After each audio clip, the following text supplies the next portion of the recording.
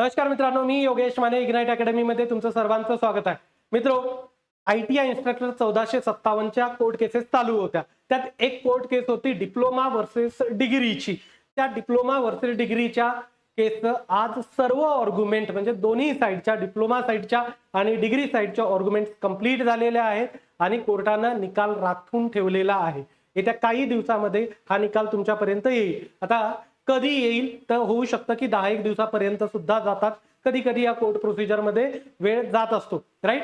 त्यामुळं थोडा वेट करावा लागेल तुम्हाला ऑर्डर हातात येईपर्यंत.